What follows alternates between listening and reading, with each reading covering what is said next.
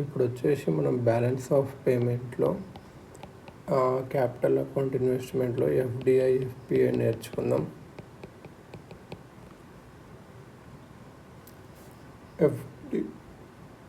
First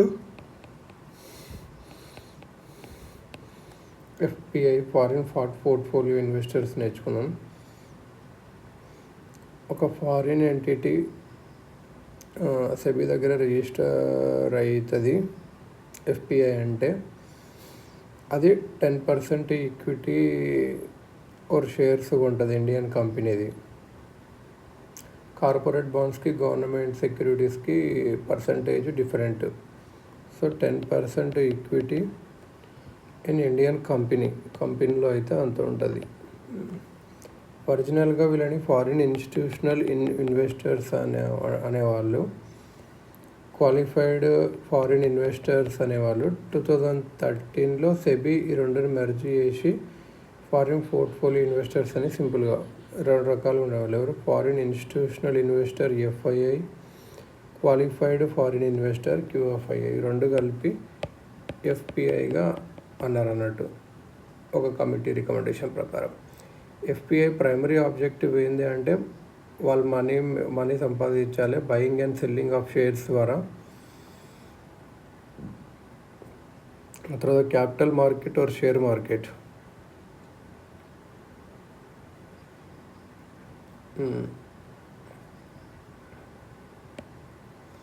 They even help the SEBI non-registered foreign investors by issuing them participatory notes.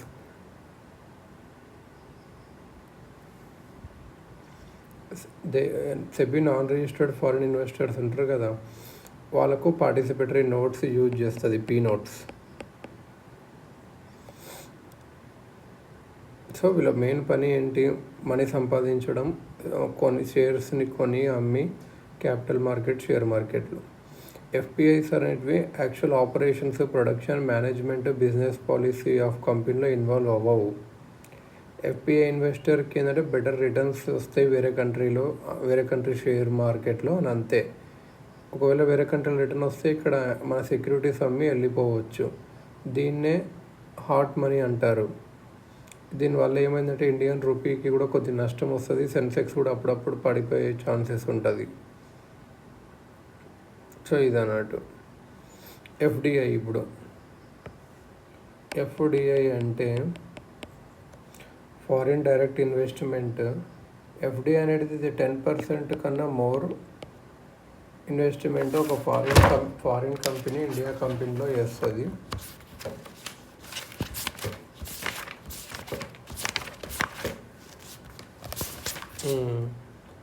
ఎందుకు అంటే ఇక్కడ మేనేజ్మెంట్లో involve అవుతుంది. ఎఫ్డిఐలో ఫారిన్ డైరెక్ట్ ఇన్వెస్ట్మెంట్లో మేనేజ్మెంట్లో ఇన్వాల్వ్ అవుతుంది, ప్రొడక్షన్లో ఇన్వాల్వ్ అవుతుంది. అంటే ఆ కంపెనీ ప్రాసెస్లో ఇన్వాల్వ్ అవుతుంది, ఆ company functioning day to day దాంట్లో.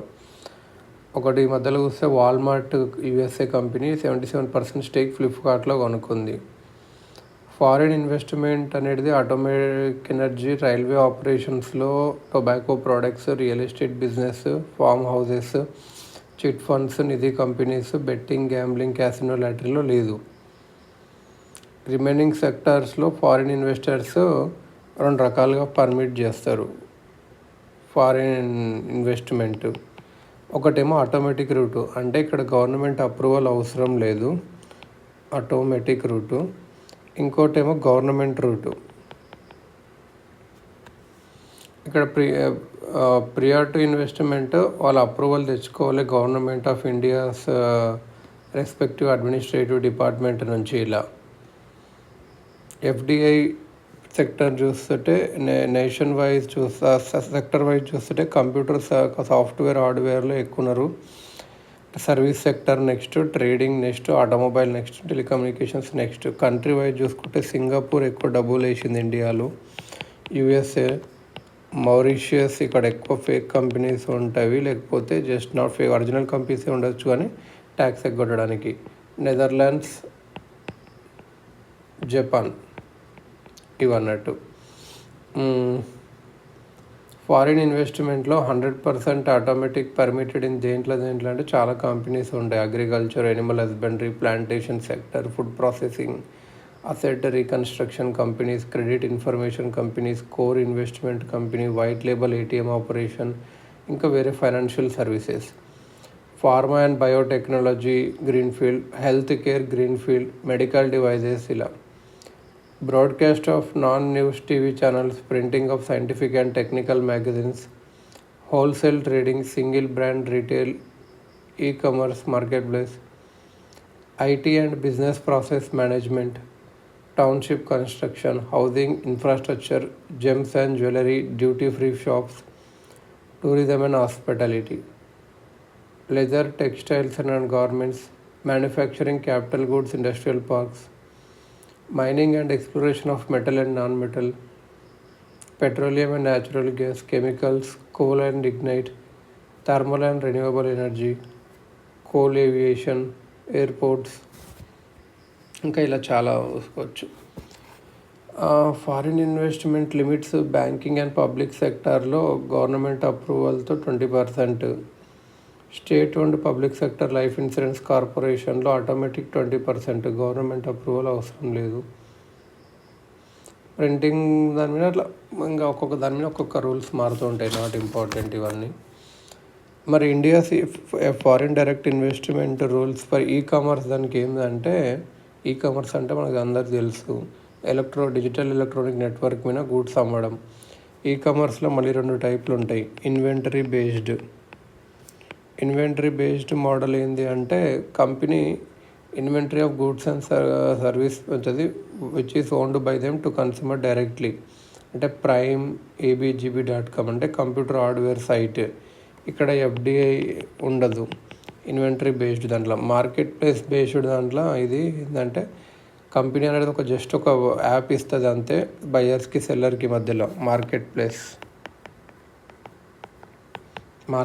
అమెజాన్ ఇవన్నీ మార్కెట్ ప్లేస్ బేస్డ్ అన్నట్టు. సో ఇక్కడ FDI permitted. Hot money effect కనిపిస్తుంటుంది. అంటే సడన్గా వాళ్ళు వేరే దగ్గర ప్రాఫిట్ వస్తే ఫారిన్ ఇన్వెస్టర్స్ వాళ్ళు ఇక్కడ నుంచి మనీ తీసుకోబోతారు, అది హాట్ మనీ ఎఫెక్ట్ ఉంటుంది. Indian markets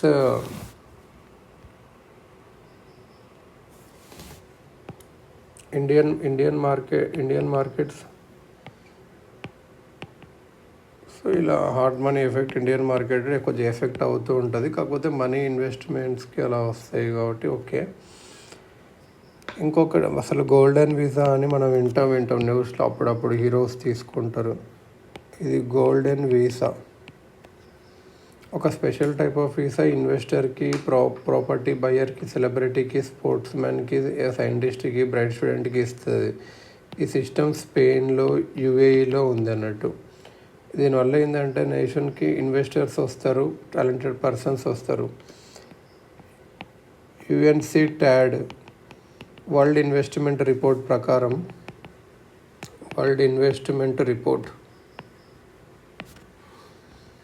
United Nations conference on trade and development, global FDI flows అనేటివి 40% తగ్గుతాయి 2020లో బికాస్ ఆఫ్ కరోనాలో. India was the 9th largest recipient of FDI in so it published a report but nothing noteworthy from so United Nations conference on trade and development ఇది world investment report చేస్తుంది అన్నట్టు. ఒకసారి ministry of commerce and industries గురించి చూసుకుంటే, ministry of commerce and industry దీంట్లో ఏమేమి offices ఉంటాయంటే, director general of foreign trade, ఈయన exporter importer code unique ID number ఇస్తాడు బిజినెస్ మ్యాన్కి ఫారిన్ ట్రేడ్ చేయడానికి. IEC number, unique ID number ఇస్తాడు.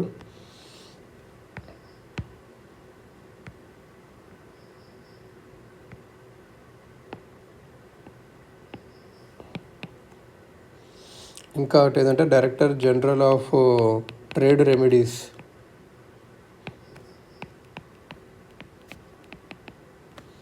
ట్రేడ్ రెమెడీస్ అంటే యాంటీ డంపింగ్ డ్యూటీ వేయడానికి ఫారిన్ ప్రొడ్యూసర్. ట్రేడ్ రెమెడీస్ అంటే anti dumping duty on foreign products, director general of commercial intelligence and statistics, ఇంకా economic adviser to DPIIT, department of infrastructure and industries development, trade. అలా ఇది wholesale price ఇండెక్స్ని publish చేస్తుంది. Economic adviser to DPIIT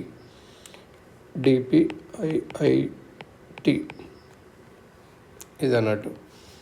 ఇంకో చూసుకుంటే government company చూస్తుంటే export credit guarantee corporation of India, ఇంకా MMTC, ఇది గోల్డ్ కాయిన్స్ అవన్నీ ప్రింట్ చేస్తుంది. స్ట్రాటజీ దీన్ని డిస్ఇన్వెస్ట్మెంట్ చేయాలనుకున్నారు. ఇంకోటి ఏంటంటే national investment promotion and facilitation agency of India, facilitation agency of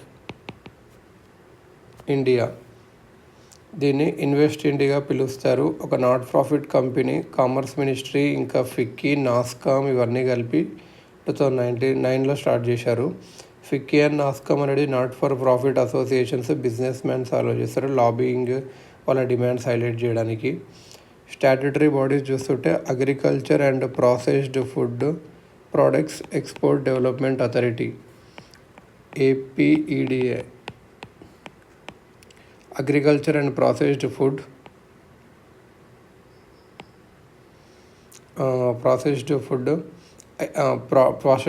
products export development authority, marine products export development authority, statutory commodities bodies, tea board ఇలాంటివన్నీ, export inspection council,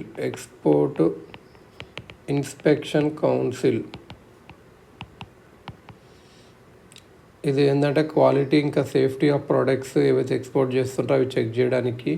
EIC certificate అనేది compulsory for exporting fish, dairy, meat ఇలాన్నీ.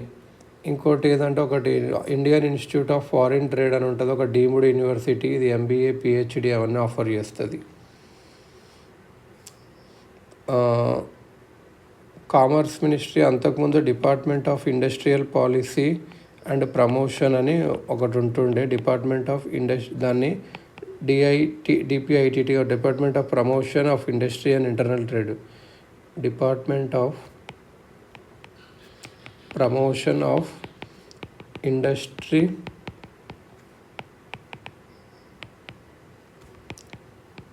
Internal trade.